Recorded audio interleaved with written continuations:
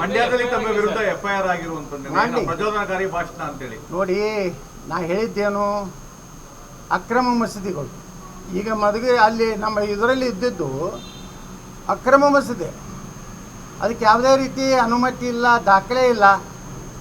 ಇಂಥ ಇದರಿಂದ ಮಸೀದಿಯಿಂದ ಕಲ್ಲುಗಳನ್ನು ಒಗೆದು ಗುಂಡಾಗಿರಿ ಮಾಡೋದು ಮಾಡ್ತಿದ್ರೆ, ಇಂಥ ಅಕ್ರಮ ಕಟ್ಟಡಗಳಲ್ಲಿ ಇಂಥ ಚಟುವಟಿಕೆ ನಡೆದ್ರೆ ಸರ್ಕಾರ ಏನಕ್ಕೆ ಮಾಡ್ತಾಯಿದ್ರು? ಕತ್ತೆ ಕಾಯ್ತಾಯ್ತಾ? ಪ್ರತಿಯೊಂದು ಹಿಂದೂಗಳ ಮೆರವಣಿಗೆಯಲ್ಲಿ ಅದು ಯಾವ ರಸ್ತೆಯಲ್ಲಿ ಹೋಗಲಿಕ್ಕೆ ಅವರು ಸ್ವತಂತ್ರ ಇದ್ದಾರೆ.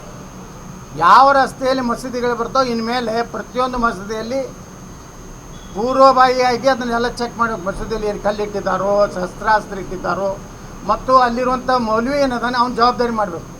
ಒಂದೇ ನಿನ್ನ ಮಸೀದಿಯಿಂದ ಕಲ್ಲು ಬಂದರೆ ನಾವು ಕಟೀಲು ಶಿಕ್ಷೆ ತೊಗೋತೀವಿ ಅನ್ನೋಂಥದ್ದು ಅವ್ರಿಗೆ ಎಚ್ಚರಿಕೆ ಕೊಡದೇ ಇದ್ದರೆ, ಇವತ್ತು ಮಸೀದಿಗಳೇನಾಗ್ಯಾವು, ಅಲ್ಲಿ ಶಸ್ತ್ರಾಸ್ತ್ರಗಳನ್ನು ಇಡುವಂಥ ಕೇಂದ್ರಗಳಾಗ್ಯಾವು, ಕಲ್ಲುಗಳನ್ನು ಸಂಗ್ರಹ ಮಾಡಿರುವಂಥ ಕೇಂದ್ರಗಳಾಗ್ಯಾವು.